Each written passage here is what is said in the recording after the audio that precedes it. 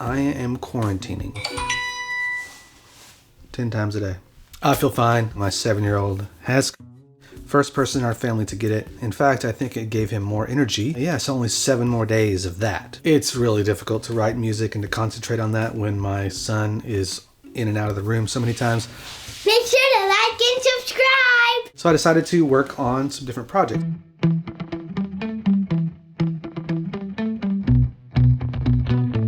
Now this is obviously the big problem. That's disgusting. Recently I had a fellow production music composer reach out and ask me a handful of questions. And one of the questions is one that I get frequently, and it's how much music do you write in a day?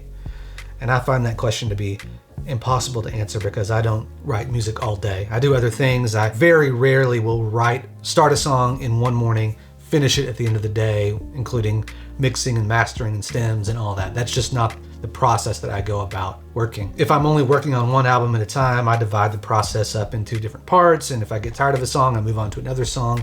I usually have 6 or 7 or 10 or 12 that I'm working on, and then I'll have a mixing phase and a mastering phase and then an exporting phase. So it's difficult. I would have to do a lot of math. It was my understanding that there would be no math. When I was focusing only on production music and I was writing a significant amount of music, this was probably 10 years ago or 8 years ago when I started the Merge catalog that I produce, I could probably say that I could do a track in a day. However, I think you need to think about it in a slightly different way.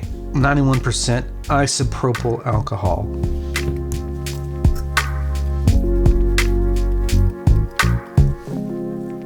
There are certain styles and genres of music which flow out of me more than other genres and styles, and I'm sure you're the same way. We all have something that got us going in music. It's the thing that we love to do. It's our bread and butter.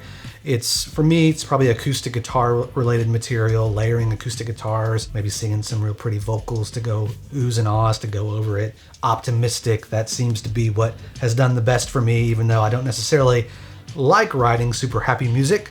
There's a place for it. But I'm a believer that in this line of work, you've got to write a lot of music and you've got to write a lot of good music. And if you keep delivering the same albums over and over again, well, publishers aren't going to be thrilled with that. And you become the guy that just does that one type of thing. And that's not a good place to be. Eventually you're going to burn out. And I like to write in a lot of different styles. I know that if I decide to branch off and do something else, I'm going to spend a lot of time on that particular album. For instance, I'm working on an album that is somewhat in my wheelhouse, I guess, but I'm committing myself to playing the drums, to playing the mandolin, which I'm somewhat new at, and the lap steel. I made a video about that the previous week, and there's still a lot to learn to get proficient enough at that to where I feel okay recording it and actually letting it go out into the world. And so it's taking me a long time. I'm practicing as I'm recording. I'm learning as I'm recording. And I'm watching YouTube videos to figure out new ways to play, new tunings, all of that. So there's a lot of time spent researching and practicing before I even record a note. Now this part seems a little crazy, but I'm going to take this pencil and I'm going to see if I can't put a little graphite over these pads. I'm in the process of putting all of these rubber contacts back in the proper place. My suggestion for you and to my friend who was asking about how much music he should make. If you are only doing the thing that you're good at, then you're probably missing out on future benefits of learning how to do new things. I know that's really obvious, and there's so many times that I go into one of these monologues where I'm talking to you and I think, that's so obvious, why do I need to say it? Well, sometimes we need to say obvious things to each other, and this is one. I try to balance one album going on where I can sit down and write and get into that flow state or whatever it calls quickly and create music. It's a fun experience.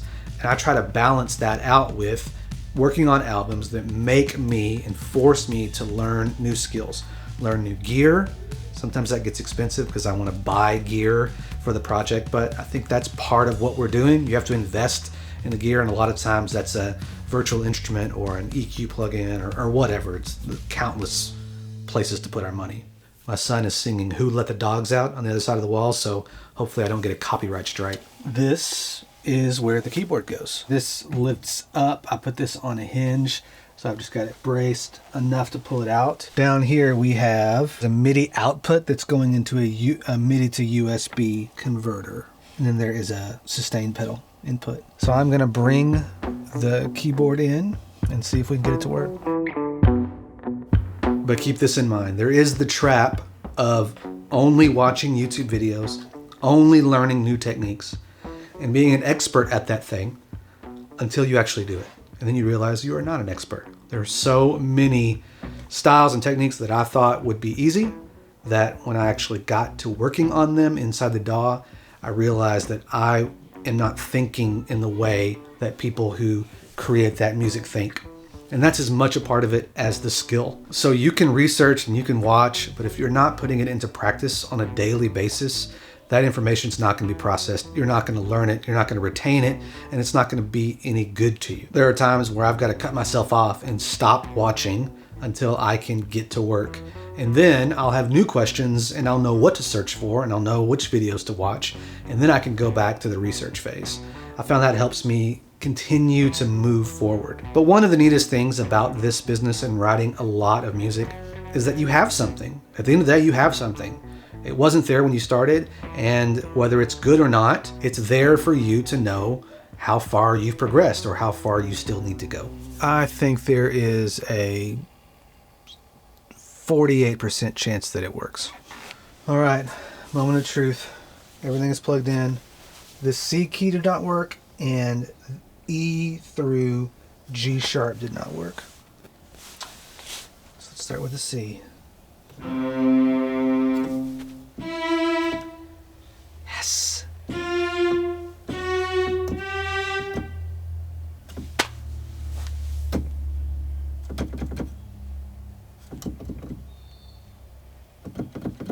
Balance. Be learning, be creating. Make sure that you've got both of those happening.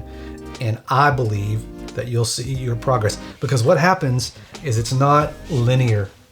It's more of an exponential curve of learning where you get to a certain point with each genre is such a hard word for me to say, an instrument that they all build on one another and you get better so much faster, and you walk into a scenario with confidence knowing that even though I know nothing about this genre, I know how to learn, and I have years and years of that exact feeling of walking into a situation, not thinking I could do it, and figuring out a way to make it work. Now, you're probably not gonna write the best song ever in that particular style or mood, but always remember that what we are doing is not making music for the radio. We are making music that has a specific behavior, a specific feel and emotion, and those are things that we can lock in. When I go in to write a Tejano track one day, yes, I've got to master the Tejano sounds, but there are dozens of variables that I can get right because I understand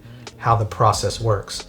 And then the most important one is getting that Tejano sound, which will take a significant amount of time and energy, but I'm not scared off by it.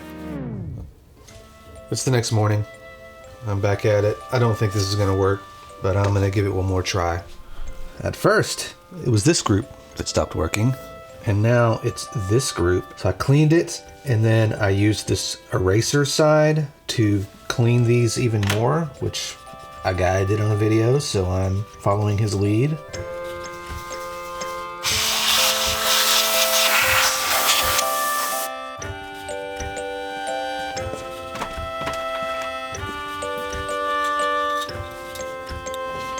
It's going back in the desk no matter what. So far, so good. Oh, that works, that works, that works. Now the F doesn't work, but the F sharp works.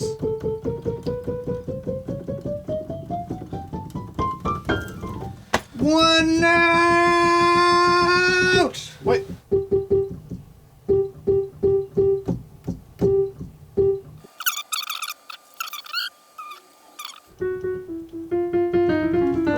Oh my goodness.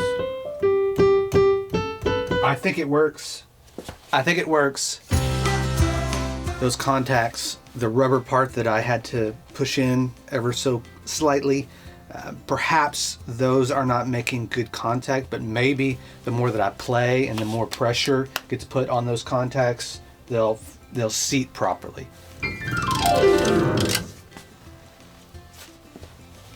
Thank you, Internet. I'm so happy right now. Even though it's not perfect, it actually might be perfect. It works! 1 second.